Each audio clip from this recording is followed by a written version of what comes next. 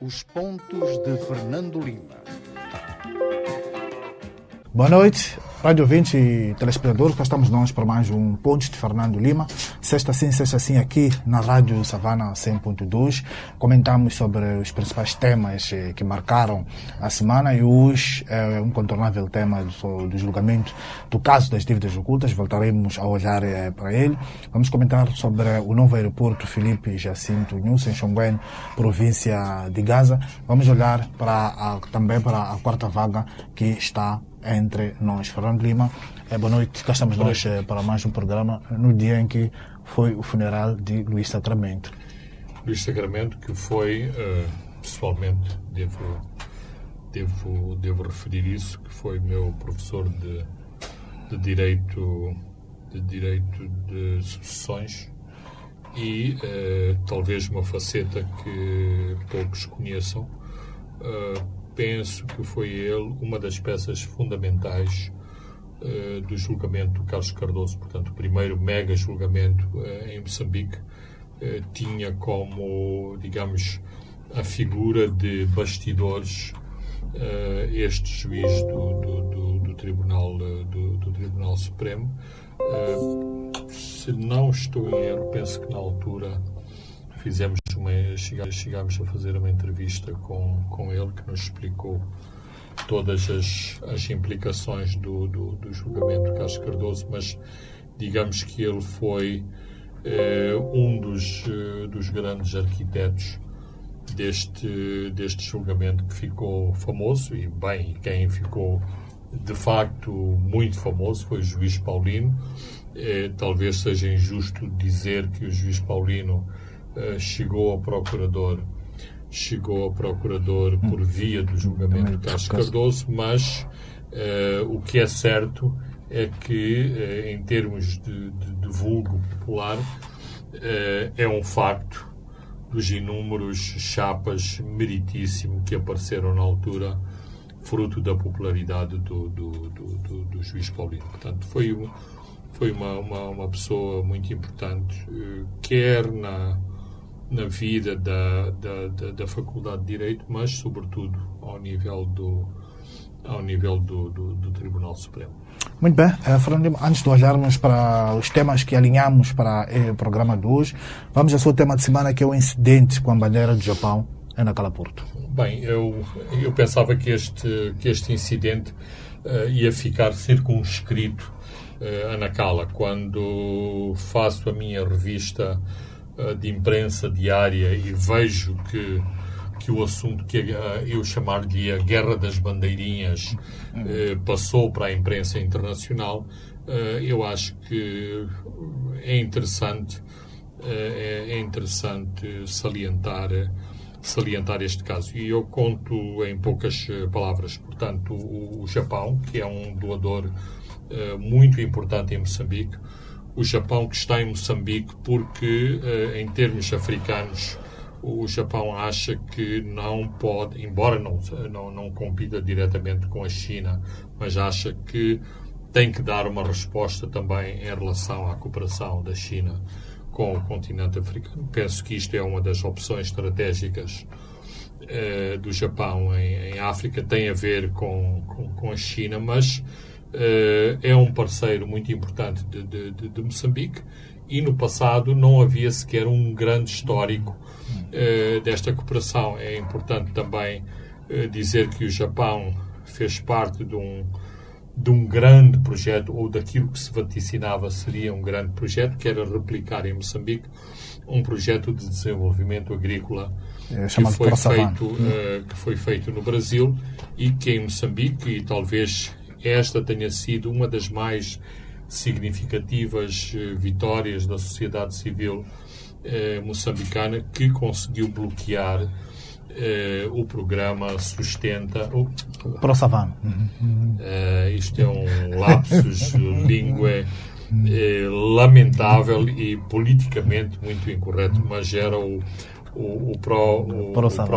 ProSavana, que claramente tem os seus dias contados e não vai à frente. Mas isto também faz parte da filosofia da cooperação japonesa. Se há um projeto que é contestável e que tem esse nível de contestação, não é pelos lindos olhos do governo, neste caso o governo de Moçambique, que o Japão se vai envolver. Portanto, o Japão atirou a toalha ao chão e não está mais envolvido neste projeto, mas são notáveis os projetos ao longo do corredor de Nacala, onde, por exemplo, uma grande empresa japonesa, a Mitsui, também tem projetos importantes. O Japão está no porto de Nacala, a Mitsui estava na ferrovia, no porto, porque era um dos parceiros da Vale nestes projetos. Aliás, a Mitsui também tem 20% da exploração do gás em Cabo Delgado. Portanto, o Japão, a participação institucional do Japão também tem a ver com a participação das empresas japonesas no desenvolvimento em Moçambique. A história é muito simples.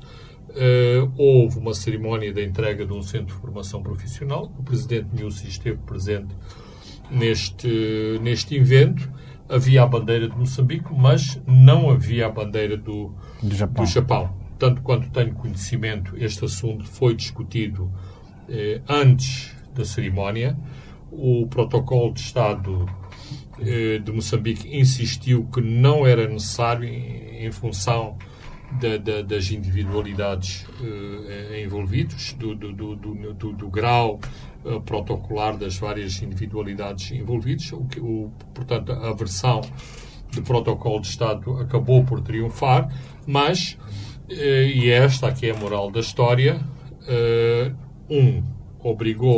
este incidente obrigou o presidente de Moçambique a ter que fazer um à parte durante a própria cerimónia para explicar que a bandeira do Japão está sempre no nosso coração, mas mais complicado e, quanto a mim, errado é que uma notícia de bandeirinhas ganhou um grande protagonismo internacional, porque foi considerado como um incidente entre um doador e o Estado de Moçambique. Portanto, espero que em próximas oportunidades o protocolo de Estado ou os diversos protocolos saibam medir a importância e a relevância mediática de determinadas decisões com aquilo que as convenções dizem e com aquilo que os manuais protocolares estabelecem em termos de quem se senta à esquerda, quem se senta à direita, o tipo de indumentária, as bandeiras, se há carpete vermelha, se não há carpete vermelha, se toca o hino ou se não se toca o hino. E só para lembrar, na mesma cerimónia, Fernando Lima, apesar de ter sido discutido antes com o protocolo de Estado, o embaixador do Japão não se calou e falou publicamente na presença de Filipe Nyusi e em direto numa das televisões. Bem, eu diria uma coisa muito simples, que também, embora isto seja de algum modo humilhante para o Estado moçambicano, que é aquele ditado que diz quem paga a banda tem o direito de encomendar a música. Ora, se é o Japão que está a patrocinar este centro de formação profissional, não estava a pedir a terra e a lua a pedir que a bandeira do Japão estivesse presente. Era apenas uma questão de flexibilidade protocolar, incluir a bandeira do Japão nesta cerimónia, onde, se não houvesse a contribuição financeira do Japão, não haveria centro de formação profissional. Muito bem, Fernando Lima, vamos para o tribunal, vamos olhar para o afastamento de Jean Bostane como declarante neste processo principal. Jean Bostane, o libanês, um dos visto como um cérebro das questões das dívidas ocultas. O argumento do juiz é de que o libanês foi constituído arguido no outro processo e logo não pode declarar neste processo autônomo. Horas depois saía um comunicado atribuído a Jean Bostane assinalando que esta é mais uma prova de que as autoridades moçambicanas estão a manipular e a politizar o julgamento. Já ouvimos este argumento de Jean Bostane no passado, Franklin? Absolutamente, ou seja, estamos a começar pelo fim. mas todo o comunicado é altamente politizado e, inclusivamente, tem alguns elementos que não são totalmente verídicos, nomeadamente que o centro da questão das dívidas ocultas é o antigo ministro da Defesa, Filipe Nyusi, e não o presidente Guebuza. Isto, para mim, não é uma questão sequer controversa. Portanto, Jean Bostani decidiu singularizar o atual presidente, antigo ministro da Defesa, e omitindo também deliberadamente o anterior chefe de Estado, inclusivamente entrando em contradição com as suas próprias declarações em Nova Iorque, e, por outro lado, também enfatiza que ele foi declarado inocente em Nova Iorque. Ora, é uma meia-verdade. É verdade que foi absolvido no processo, mas foi absolvido daquilo que o tribunal o estava a acusar, nomeadamente tentativa de conspiração para defraudar as autoridades financeiras americanas, mas como foi por demasiado evidente, tudo aquilo que, por exemplo, está a ser discutido na tenda da BO começou por ser explicitado em Nova Iorque, nomeadamente os subornos, que Jean Bostani não negou, mas não lhe chamou subornos, chamou-lhe investimentos futuros, portanto, quantias dispendidas para investimentos futuros em Moçambique, com vários parceiros. Quem eram os parceiros? Exatamente os protagonistas do projeto de defesa da costa moçambicana. E foi levantado o debate dentro do tribunal. O Jean Bostani é afastado. O argumento é de que é arguído no outro processo, mas os outros advogados, sobretudo Abdul Ghani, levantou uma questão: se o Jean Bostani é afastado porque é arguído no outro processo, por que os outros, que também são arguídos no outro processo, foram ouvidos como declarantes em tribunal? Isto também levantou um debate fora de que aqui há dois campos: há um campo Guebuza e há um campo Filipe Nyusi, e o Ministério Público está a fazer este esforço para proteger o antigo Ministro da Defesa, Fernando Lima. Bem, eu aqui tenho que ter, ou sou obrigado a ter, uma atitude mais defensiva. Ou seja, eu gosto de chegar aqui ao programa e estar à vontade com os temas e comentar livremente os temas. Não porque domino totalmente as matérias, mas porque faço o meu trabalho de casa e, portanto, estou à vontade para explicar aqui as várias sensibilidades nesta matéria. Isto significa o seguinte: que o meu trabalho de casa não foi completo e, portanto, não tenho uma ideia acabada sobre esta questão. Mas aquilo que me parece relevante, e eu coloco isto à consideração dos nossos telespectadores, é o seguinte: há, para já, esta interpretação inicial, e que suscita sempre um debate no tribunal, que é a questão de qual dos códigos está a ser utilizado, se o antigo Código de Processo Penal ou o novo Código. Portanto, para se saber se o processo autónomo é do novo Código ou do antigo Código, uma vez que sabemos que o atual julgamento, aquele que está a decorrer na BO, é à luz do antigo Código. Depois, também é preciso ter em consideração aquilo que é o estatuto dos declarantes e aquilo que é um estatuto de réu, em que o declarante tem que dar todos os elementos necessários às matérias que é interrogado, que é perguntado pelo tribunal, enquanto no estatuto de réu, inclusivamente, pode-se remeter ao silêncio, não precisa de falar, uma vez que as suas declarações podem ser autoincriminatórias. Portanto, há estas considerações em relação ao declarante Jean Bostani. Já a outra questão argumentada em sede do tribunal, portanto, equiparando Jean Bostani à senhora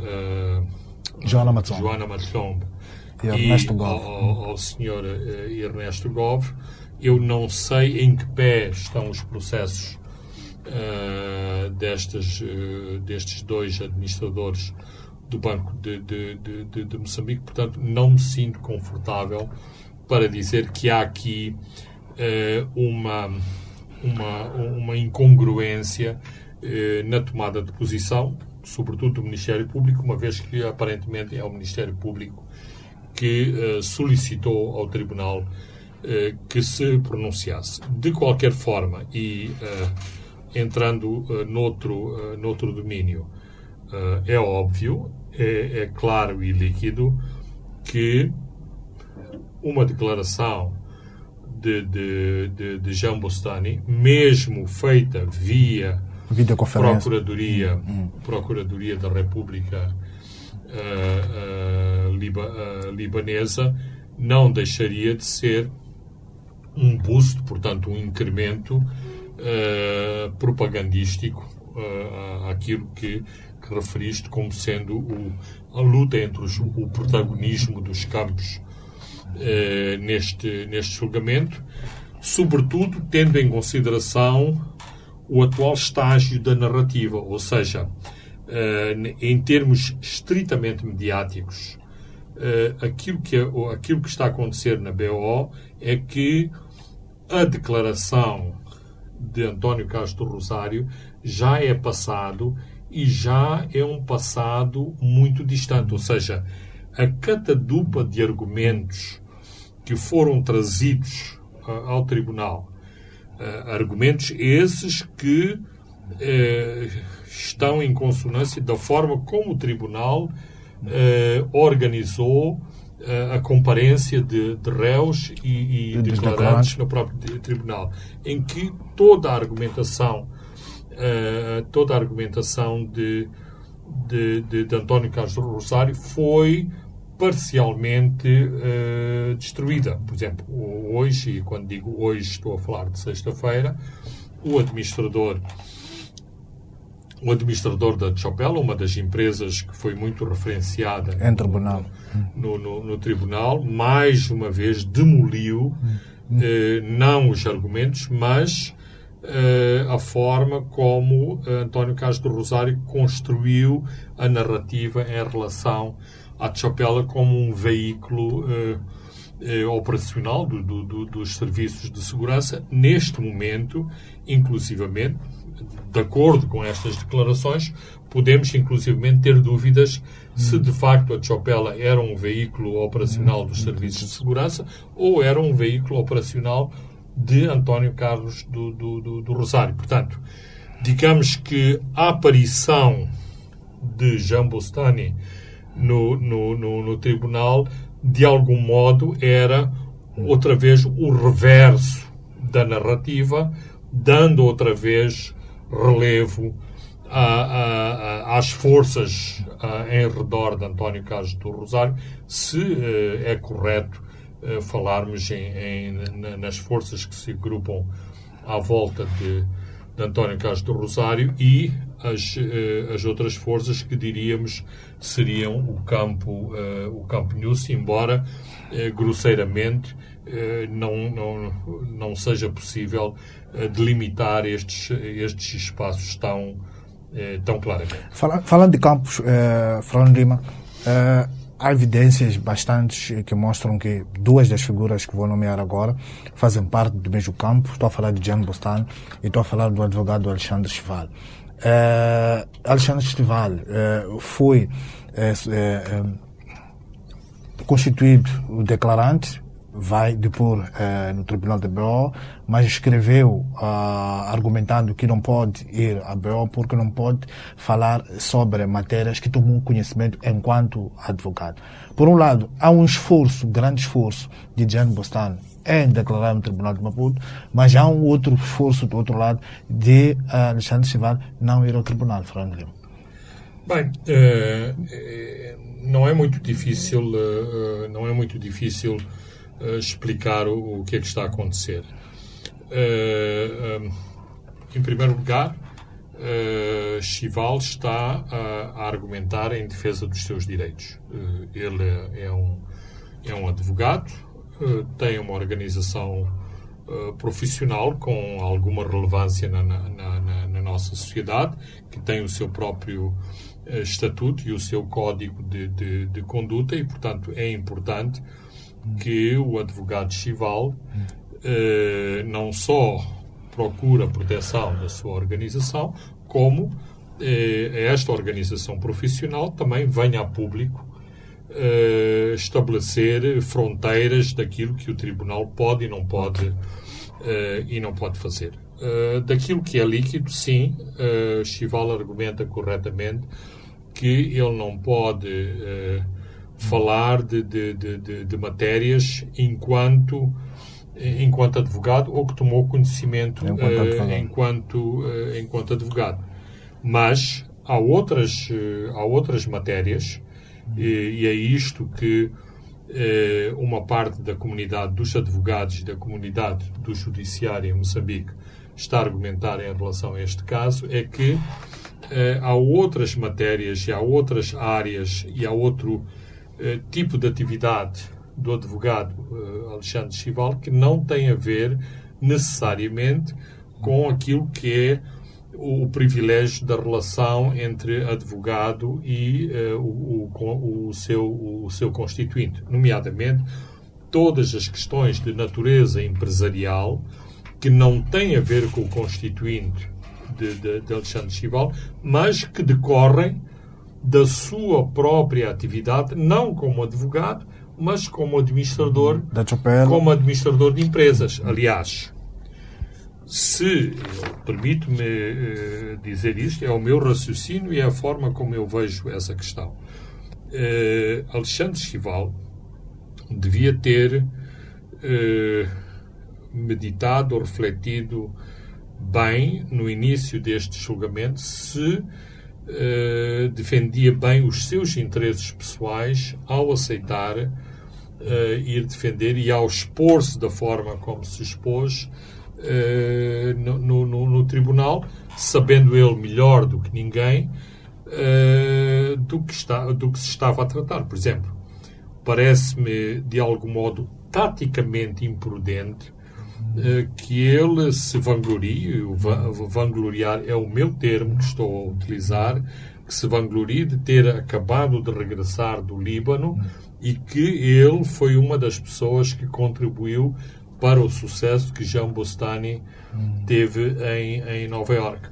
Vale o que vale, mas muita gente, incluindo agentes processuais neste julgamento, tomaram nota, eu diria, desta bravata do advogado Alexandre Chival. Portanto, penso que esta mensagem, nomeadamente em relação à casa que ocupava, tudo isto, devia ter sido aferida de forma sensível, o que não aconteceu. Podemos aqui especular se o facto de ele ser advogado da família Guebuza lhe dava estes poderes adicionais para ter um estatuto no tribunal que eventualmente outros advogados não têm. É uma especulação da minha parte, mas eu acho que se pode traçar claramente uma divisória entre a atividade como advogado de Alexandre Chival e depois a sua atividade como administrador de empresas, e o Tribunal também sabe isto, e certamente quer o Tribunal, quer o Ministério Público saberão delimitar esta fronteira. Aliás, o assistente no processo é a própria Ordem dos Advogados, portanto, a organização de que Alexandre Chival faz parte. Muito bem, Fernando Lima, vamos olhar para um outro tema, tem que ver com a quarta vaga, que evidências mostram que está entre nós, Fernando Lima. Francisco, nem eu nem tu pertencemos ao Instituto Nacional de Saúde, mas penso que não é especulativo dizer que a quarta vaga já começou. Os números desta semana assim o evidenciam. Portanto, no início da semana tivemos números irrelevantes, quase idênticos ao da semana passada. De 4 casos ou 5 casos, passámos para 111 casos. De quinta para sexta-feira, os casos aumentaram em 100%. O nível da infecção já está ao nível dos 5%, quando no princípio da semana estava abaixo do 1% do nível de infecção. Isto também está de acordo com as previsões em off, portanto, em privado, que os técnicos do INS já tinham feito nas suas modelações computarizadas, que estava mais ou menos iminente a quarta vaga. Aliás, o aumento dos números de Moçambique é consentâneo com o aumento dos números na África do Sul, nomeadamente em Gauteng, que é uma das províncias mais próximas de Moçambique e é um corredor natural em relação a Moçambique. Isto significa que as autoridades moçambicanas estavam certas quando foram extremamente cautelosas em não abrir mão de todas as medidas que tinham preconizado para o mês de dezembro, porque a situação, para já, não vai melhorar. A situação, o prognóstico da situação é reservado e é muito pessimista. Isso mostra claramente que vamos passar para um outro ano com as medidas mantidas, as restrições mantidas ou agravadas, dependendo do evoluir dos números. Exatamente, Francisco. Eventualmente e infelizmente agravadas. O que não quer dizer que isto vai em linha com a atuação de pânico com que reagiu a Europa em relação à nova variante Omicron. Eu penso que devemos analisar as duas situações e fazer uma diferença em relação às duas situações. Aliás, mesmo na Europa, as novas infecções têm a ver com pessoas que nunca viajaram e não tiveram contato com pessoas que viajaram. Absolutamente. Por isso mesmo é que é importante estabelecer esta divisão, dizer que a situação em Moçambique não vai piorar por causa do Omicron, vai piorar porque a pandemia move-se neste ciclo de vagas e, portanto, porque não há uma vacinação massiva nos países da África Austral, estamos sujeitos a este tipo de vagas de infecção. Logo, é inevitável que vamos passar por uma nova vaga. Aquilo que não podemos dizer é quão letal será a nova vaga,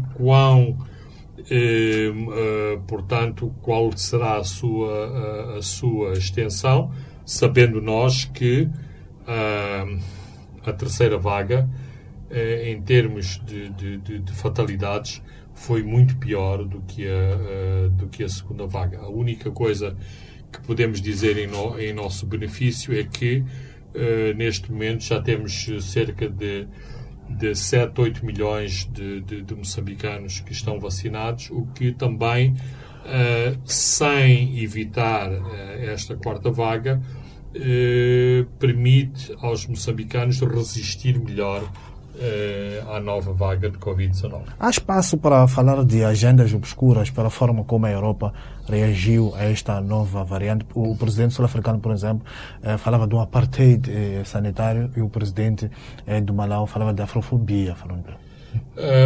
Eu não seria tão extremista neste tipo de catalogação deste fenómeno, mas claramente há muito pânico, há muita falta de análise sobre a situação ou sobre aquilo que se passou em relação ao Omicron. As mesmas medidas que estão a ser aplicadas em relação às restrições que estão em vigor já na Europa podiam ser aplicadas para a África Austral sem cortar totalmente a circulação de pessoas a partir da África Austral ou a partir da Europa para a África Austral. Agora, há um dado que é muito importante e que eu penso que influiu muito também nesta atitude de pânico europeia, é que hoje toda a pandemia nas sociedades parlamentares, nas sociedades multipartidárias, está muito politizada. E, eventualmente, as forças políticas, os governos do dia, podem ganhar ou perder eleições em relação a passos mal dados ou uma gestão errada da própria pandemia. E os políticos europeus estão muito reféns deste tipo de situação. Portanto, este pânico europeu em relação à nova variante foi muito determinada pelas circunstâncias políticas de cada um dos países europeus, não tanto por causa da descoberta por cientistas da África do Sul. Muito bem, Fernando Lima, caros ouvintes e telespectadores, vamos a um brevíssimo intervalo e voltamos já. Boa noite, rádio ouvintes e telespectadores, estamos de volta à segunda e a última parte dos pontos de Fernando Lima. Vamos comentar sobre a situação de Cabo Delgado. Fernando Lima, isto já está claramente a evoluir para a província de Niassa, sobretudo o distrito de Mekula. Considera que isto baralha um pouco a estratégia das forças combinadas de Moçambique, Ruanda e SADC, que terão de abrir novas frentes?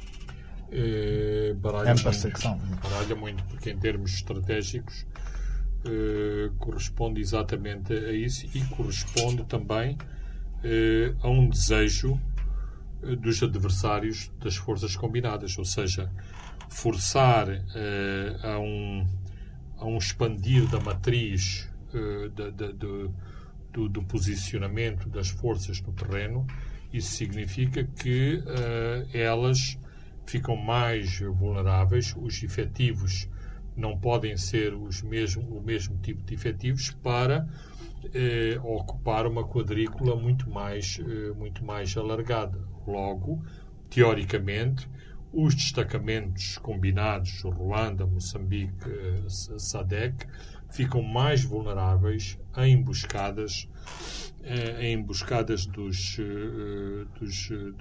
jihadistas. Por outro lado, e também em termos conceptuais, também é óbvio, se tu sofres um ataque massivo de forças que inclusivamente têm um poder de fogo e uma presença numérica muito maior que a tua, é natural que dividas a tua própria força para evitar um maior número de baixas e para, em unidades muito mais pequenas, continuar a resistir e, digamos, mesmo na frente da propaganda, mostrar que não foste completamente aniquilado, continuas a resistir e continuas a causar baixas aos teus opositores. Dito isto, há um aspecto tático e de conjuntura que também é importante considerar.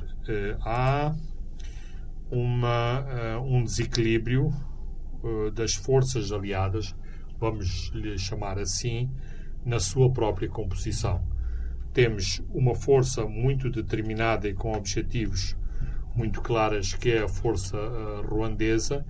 Temos a força da SADC, que é muito mais manta de retalhos e que aparentemente não tem os mesmos meios operacionais que tem a força ruandesa. Isto explica que as forças ruandesas não puderam ter eficácia a 100% na ofensiva ao longo do Messalo e que as forças jihadistas que abandonaram o Messalo não encontraram o mesmo tipo de resposta a sul do rio Messalo, onde havia forças da SADC, e por isso mesmo que neste momento há ataques na zona quer de Kisanga, quer de Maconia.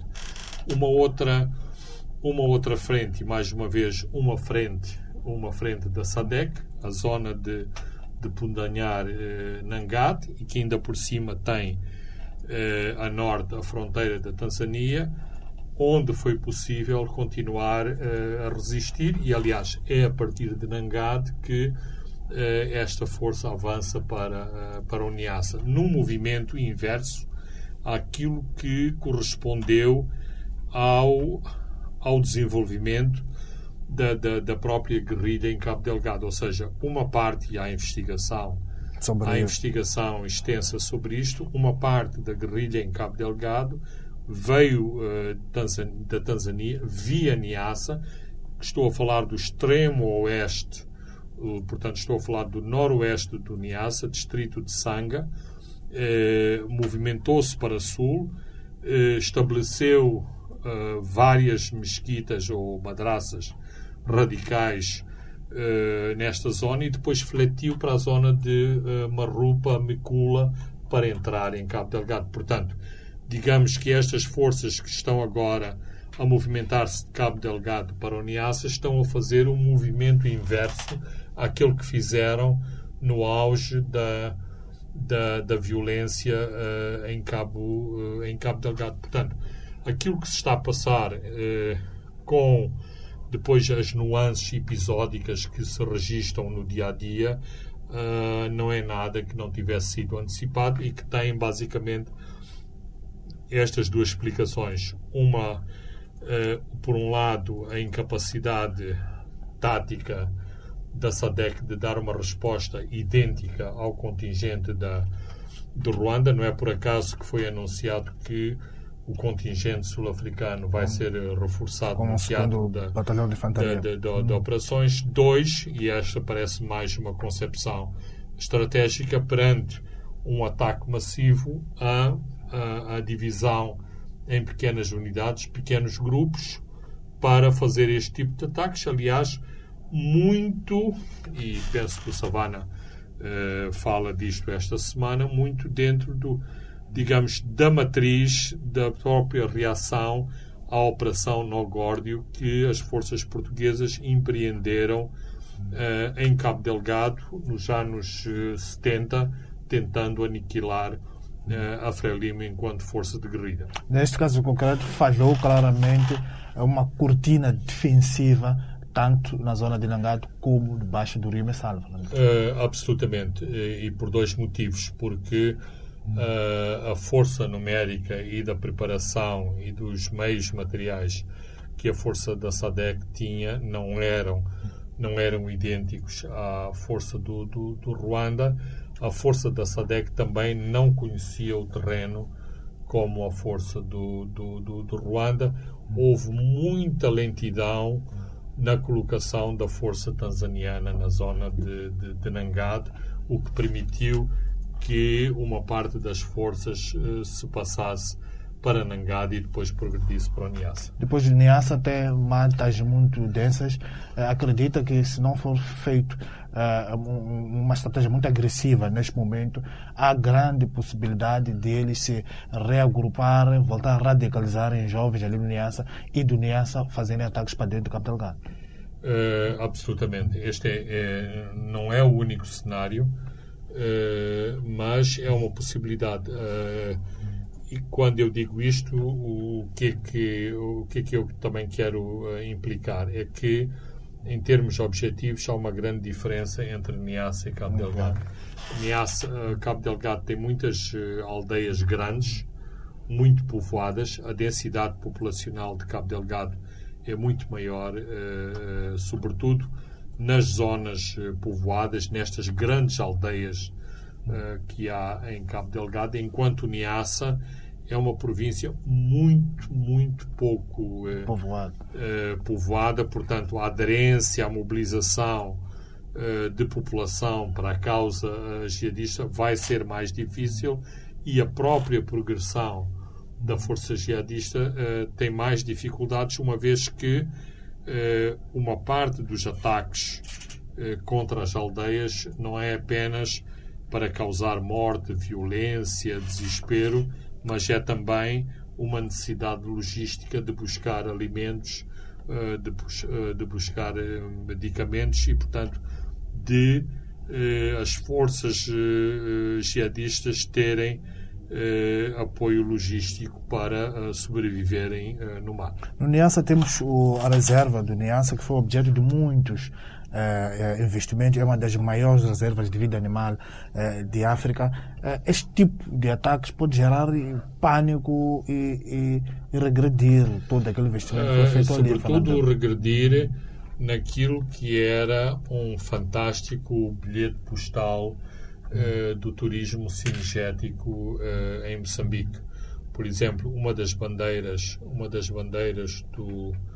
do Estado moçambicano era de dizer que nos últimos anos houve uma redução a zero das atividades de caça furtiva em relação aos elefantes. Ora, independentemente se os elefantes forem ou não forem abatidos, se houver violência no território da reserva do Niassa, isto é uma péssima propaganda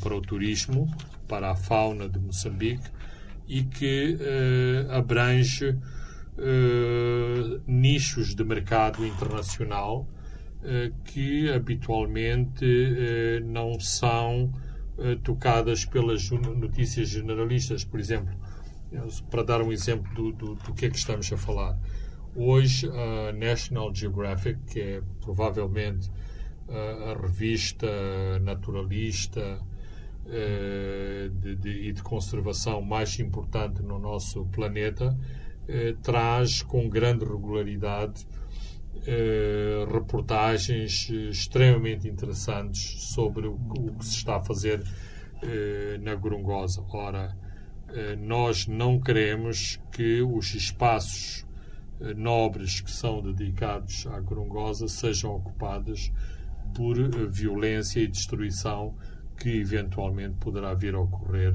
na Reserva Especial do Niassa. E estas indicações de que podem estar a 10 km da vila de Micula, que é uma zona urbana, é de grande pânico. Claro que é de grande pânico, a confirmarem-se as notícias que para acudir ao ataque que se verificou no distrito de Micula, no Niassa teve que se recorrer a forças que estão estacionadas em Coamba. Ora, aqui não temos a possibilidade de ter um mapa, de ter o mapa, mas Coamba fica no extremo sul da província do Niassa, enquanto Micula fica no extremo leste da província do Niassa e no norte da província do Niassa. Significa que as forças que vieram em socorro ao ataque que se verificou em Micula tiveram que atravessar totalmente a província do Niassa, que é a mais extensa e que, infelizmente, naquela zona é servida por muito mais estradas. Muito bem, falando de novo, vamos olhar para o novo aeroporto Filipe Jacinto Nyusi, que foi inaugurado esta segunda-feira. É visto, como já debatemos aqui neste programa, como mais um elefante branco, mas o que está a causar grande controvérsia é o nome dado a esta infraestrutura. A decisão está a ser objeto de crítica, mesmo dentro de alguns setores do partido Frelimo. Falando só num primeiro comentário, qual é o seu posicionamento em relação a este ponto?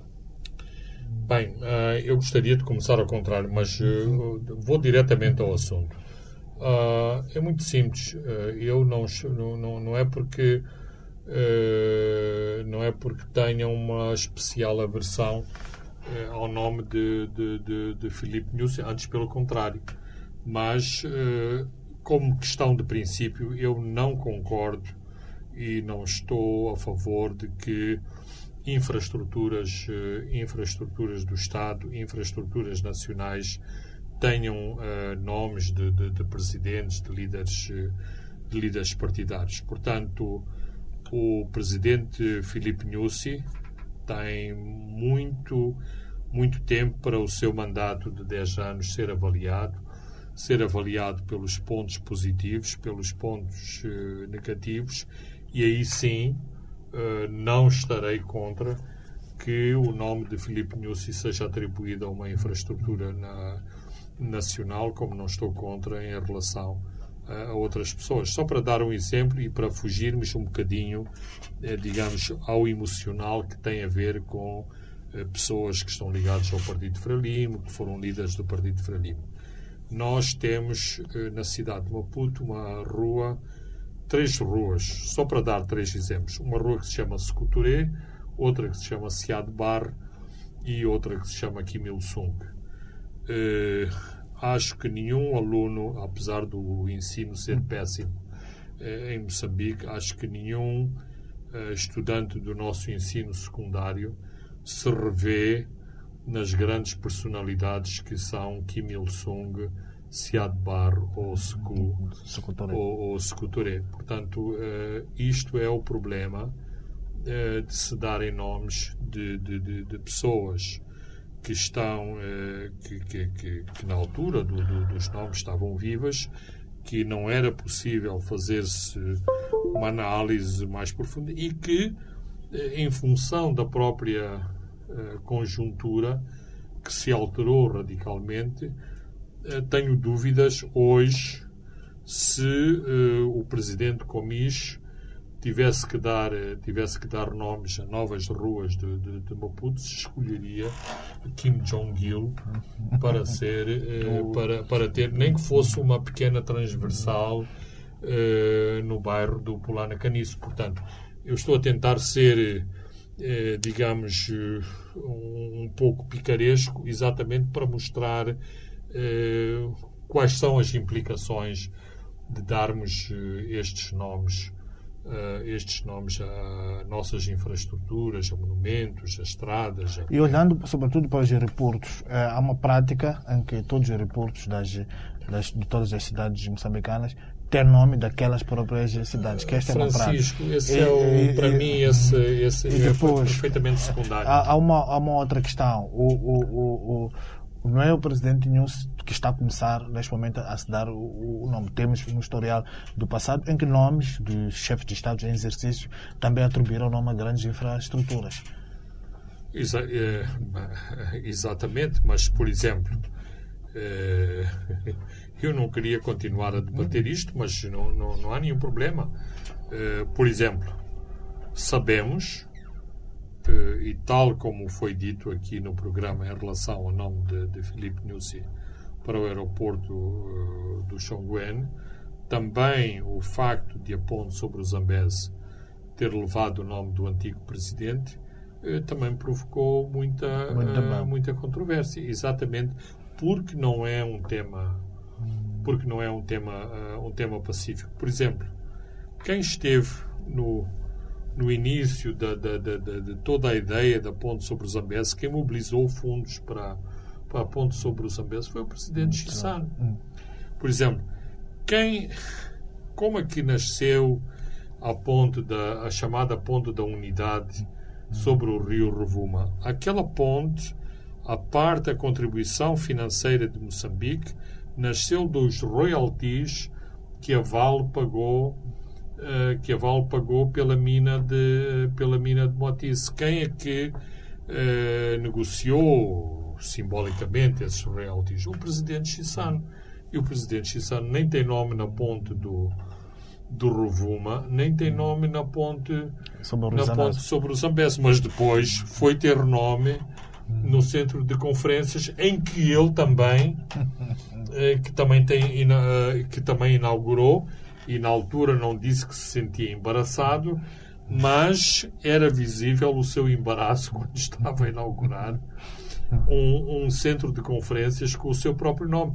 E aí, inclusivamente, até poderíamos estar mais confortáveis. É pacífico que, se há algo em que o presidente Chissano é conhecido, é pela sua capacidade negocial, de diplomata.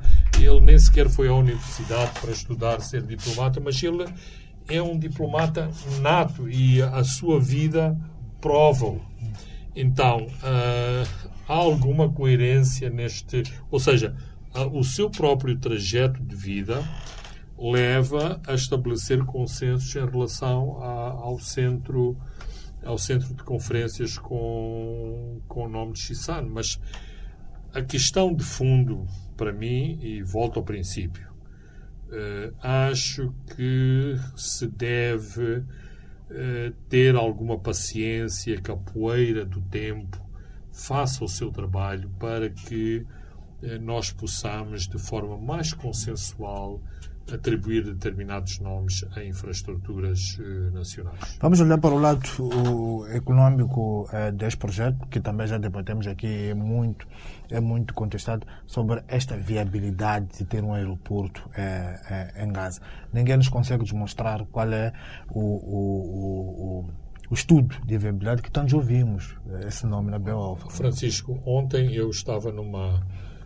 quinta-feira, estava numa conferência em que o orador principal era o antigo Ministro de Transportes, Zé Luís Cabasso.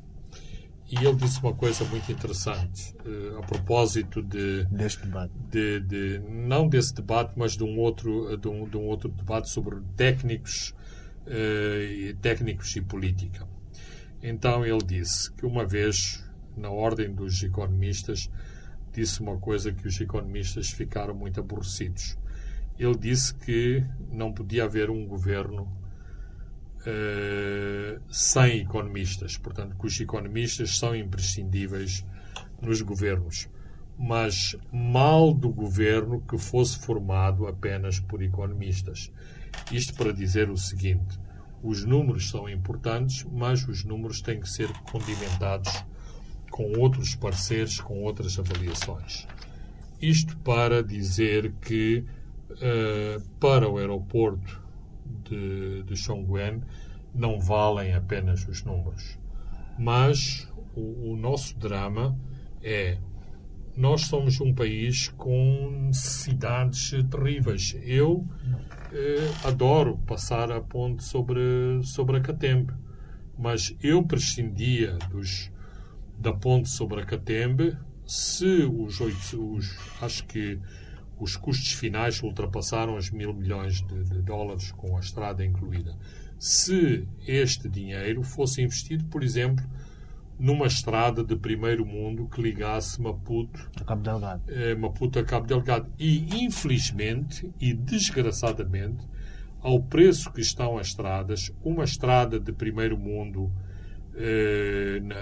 na espinha dorsal rodoviária de Moçambique só conseguiria chegar à beira, porque a máxima é dizer que se gasta $1 milhão de dólares por quilómetro quadrado. Mas uma estrada de primeiro mundo hoje já está mais cara do que $1 milhão. Portanto, conseguiríamos fazer uma boa estrada daqui até a beira. O que, em termos económicos, é muito mais justificável do que a ponte sobre a Catembe. Mas, quando sabemos, e isto está escrito no papel, e quando digo está escrito no papel, não é uma nota de rodapé, são estudos, uma ponte feita a montante da atual ponte, na zona da portagem, mais ou menos mais ou menos na zona do bairro onde resides. As pessoas, os nossos telespectadores não sabem que o Francisco Carmona vive na zona de Belo Horizonte, só para falar no nome mais emblemático ali da zona da Matola Rio. Da zona. Uma ponte ali ficaria por qualquer coisa como um pouco acima dos $100 milhões de dólares.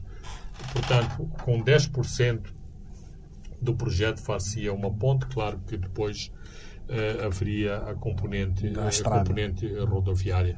E em aspas se aplica para o anel rodoviário da cidade de Maputo. Portanto, nós, para além de discutirmos se o aeroporto não serve hoje, mas pode servir amanhã, daqui a 10 anos, se pode servir amanhã, a questão é, entre hoje e amanhã, se elencarmos prioridades, temos muito mais prioridades para acudir do que este aeroporto. Também não colhe o facto de ser donativo, porque é o seguinte, temos uma empresa terrivelmente endividada, como é Aeroportos de Moçambique, cujos gestores não são responsáveis pelas aerogares de Maputo, não são responsáveis pela aerogar de Nacala, mas toda a responsabilidade dos pagamentos foi cair em cima deles. Da Aeroportos de Moçambique. Então, isto, inclusivamente, cria uma escola de desresponsabilização dos nossos gestores que não se sentem pressionados a apresentar resultados, porque os resultados são-lhes impostos. E, portanto, que vai desaguar noutro debate que fazemos sempre aqui e que é recorrente. Que gestor eu vou nomear para a EDM, para a LAM, se no fim do dia, quando me pedem para limpar os prejuízos, para fazer uma gestão de resultados, depois me impedem de tomar determinadas medidas em função de resultados de natureza política. Portanto, nós é que temos que decidir que tipo de investimentos é que queremos e que tipo de gestores que queremos para digamos, a esfera pública das nossas infraestruturas ou para as empresas que permanecem na esfera pública. Muito bem, Fernando Lima, caros ouvintes e telespectadores, chegamos ao fim do programa de hoje, onde comentamos sobre o julgamento que ocorre na BO, sobre as chamadas dívidas ocultas, falamos sobre a situação de Cabo Delgado, sobre a quarta vaga que as evidências mostram que já está entre nós, e comentamos finalmente sobre o aeroporto de Xongano, o chamado aeroporto Filipe Jacinto Insosso. Francisco Carmona, André de Santos e Leque Vilanculos encarregaram-se da parte técnica. Boa noite, até 2 a 7 dias.